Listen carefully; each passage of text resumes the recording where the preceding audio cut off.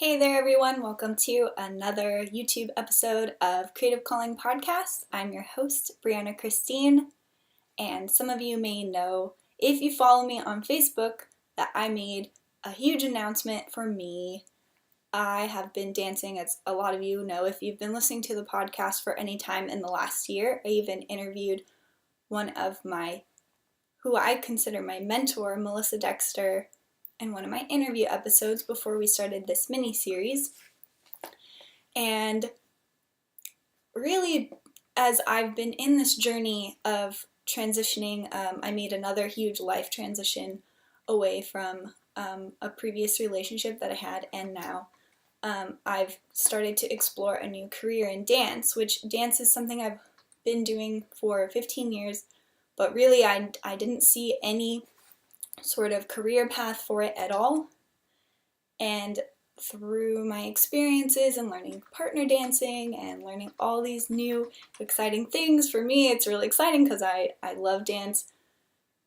I hate to say more than art, but really if I am true to myself, it's true that I tend to spend more time doing dance, thinking about dance, planning for dance, paying for dance.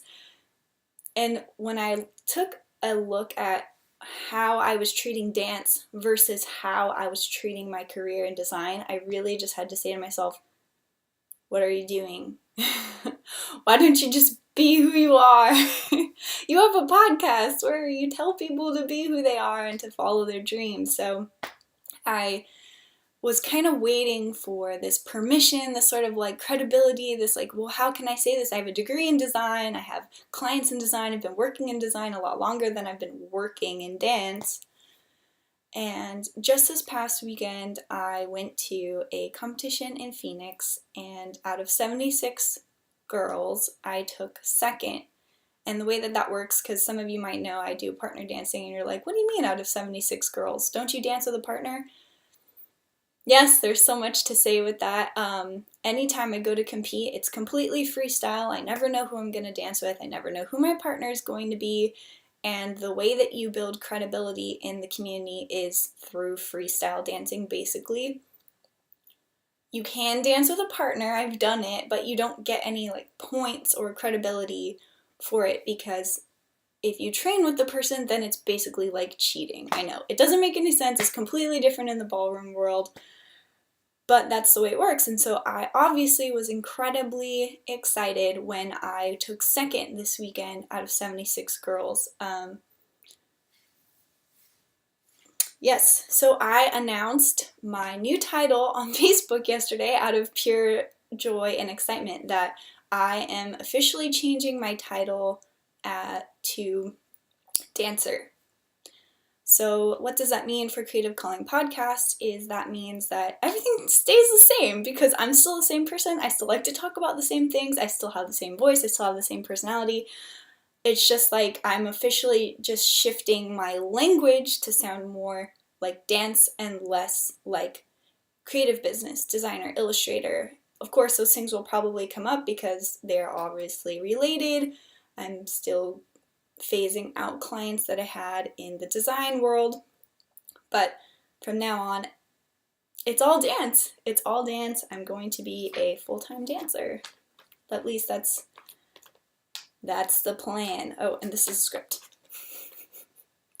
Okay, so enough about that. I am sporting my fall colors today and my mainly red and owl, my beautiful owl necklace, to promote Kate Lang's and I's upcoming webinar. One of the things that I'm phasing out from design is the webinar that we planned. It's still in the works. I am probably going to take an angle for, since before I was going to take an angle of like colors and fonts and all this. Yes, these are all still things that I know. These are all still things that I will talk about, but I'll probably add something in there as a bit of a bonus for how can you show yourself from a dance perspective. How can you increase your credibility and your visibility as a dancer? Now, these are all things that are still new to me. I know I have the tools and I know I have the knowledge to do them. I just have to like actually think about how that's going to go down. So if you want to join the webinar, it's very inexpensive. I hate to say it like that, but that's the first thing that came to my mind, is it's $15 and you get to see, if you are a designer, I highly recommend you watch it, because if you've never done a webinar, if you've never understood how a webinar can help you, you can see how it can be done. It's very inexpensive to watch. It helps boost your credibility, and it shows what you know as a designer. It's just silly that I haven't done this for so long.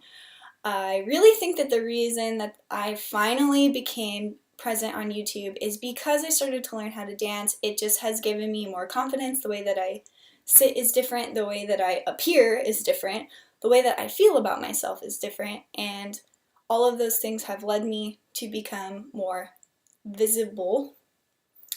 And I think that every designer should know that, even if they don't always do that. So many of us are introverts, and that's fine, but when it comes time to actually become visibly present, a lot of people ask me, like, how did it feel to, like, actually get second? Why is it that you think that this time was so much different? And I want to say that it's because I had so much more presence in the competition that it really just looked like I wanted to be there. Like, there was nothing about my outfit that you would say, I wonder if she wants to be here. I did my makeup, I danced my ass off, I did everything with pure intention. I had energy, I slept all weekend. That's not something that I normally do. I usually stay up all night and dance. So there will be something like that in there in the webinar. So okay, next is the minisode. For those of you who've been listening for a long time, you know we've been going through the Creative Calling Activity book that I made for creatives. It still works. It works for actually lots of people that aren't creative. Thanks for those of you who are in therapy industry who've let me know that this has changed your business, the improv industry, and the rest of you are all creative. So, I mean, hey, it's for everybody. Of course, it's designed for creatives. But thank you for those of you who've been giving feedback. I'm still getting more reviews. I think I'm up to almost 10 reviews on Amazon. That's so exciting. All right, so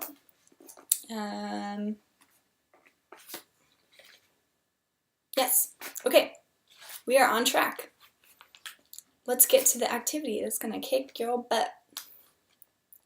Today I am talking about expanding to new platforms. How incredibly relevant. Since I just started my YouTube channel last week, and I'm experimenting still with the setup. As you can probably tell from my last video, this is a little different, and I'll probably continue to experiment until I find something that works really well. And thanks for one of my really good friends who let me know that I like to look at myself, so I'm trying really hard to look right there. So I think it's working like most of the time. Okay, so the activity says list your current customer touch points. That means, for those of you who don't speak business, touch points are email, phone calls, real life, snail mail, they call it, and Facebook, Instagram, la la la la la la la. List all of them. Theoretically, if you are just starting out, you probably only have a few. That's good. If you have too many, maybe you want to pare it down. But if you're one of those people who is killing it on Instagram or is killing it on Facebook, and you're like, okay, this is working really well, but I want more money or I want more followers, maybe it's time for you to think about expanding to a new platform like YouTube. Some people prefer videos. I have a listener who told me she prefers videos over the podcast and just was absolutely thrilled that I started a YouTube channel because now she can actually listen to me. So there may be somebody in your business or in your hobby, whatever it is that you do, your creative outlet, that wants to hear from you in a different form. It could be in writing blogs, it could be in podcast form, it could be in video form, and then you just want to think about what social media platform is the correct way to deliver that message. This book is about stretching yourself, people. I know I'm saying scary stuff. Nobody wanted to start a YouTube channel less than me. That's why it was the last one to come up. So, of course, I wrote this a couple weeks ago, but it says, is it that time you start building a new touch point with a new audience, and where would it be? See, I even knew it, and I just wasn't doing it. See? How many of you are doing the same thing? You know what you need to do. You don't even really need me to be here to tell you. You just needed someone to say, oh, that's right, I do need to be doing that. Now I'm going to do it because Briana told me to do it. I hope you do it because you know you need to do it. Okay, that is the activity. Thank you all so much for joining me today, and thank you for listening to that long intro about my new dance stuff. If you want to know more about my dance stuff, just keep updated. I don't have all of the details as of right now. If you want to stay connected with the podcast, everything is staying the same. It's still Creative Calling Podcast. It's still mostly on Gibson. It's still on creativecallingpodcast.com if you want to get all of the episodes. Oh, I do have one more thing. Last week I got a little bit behind, which was such a bummer because I was doing great on my week sprint. Like, I hadn't been so great at producing for a long time, so fell a little bit behind. But the good thing is I did record a podcast episode back in May related to the book, and the only reason I hadn't posted it yet is because I haven't gotten to that part of the book, and I've been trying to go in order, but because I'm still on another time crunch because I'll be traveling again this weekend, I'm going to be sharing with you this podcast episode. So it won't be in video because I was in my car when I recorded it, and it was a bit of a therapy session for me, and it's again very timely because you will hear me at my lowest point in my dance training. When you hear the episode, it is me after I'd taken hundreds of dollars in lessons from West Coast swing teachers and group classes. I'd taken hours and hours and hours to practice. I'd had multiple practice partners.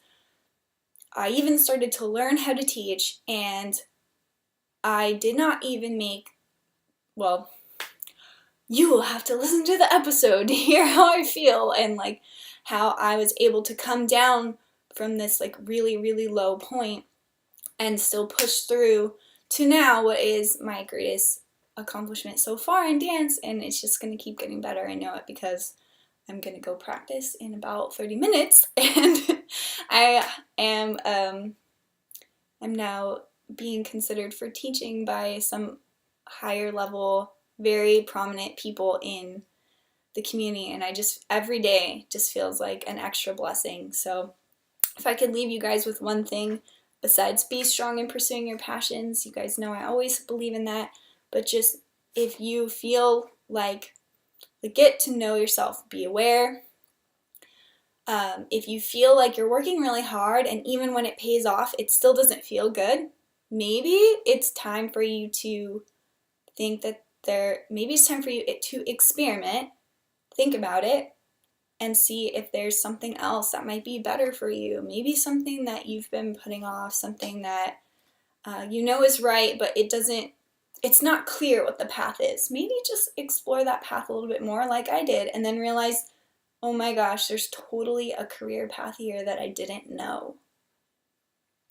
And it might increase your happiness a little bit, and just, this life is so crazy. I mean, I could tell you so many stories, and to me, I feel like if it's more important to be pursuing something that makes you happy and fulfilled, it makes this crazy journey feel like so much more understandable. Let's just say that for now.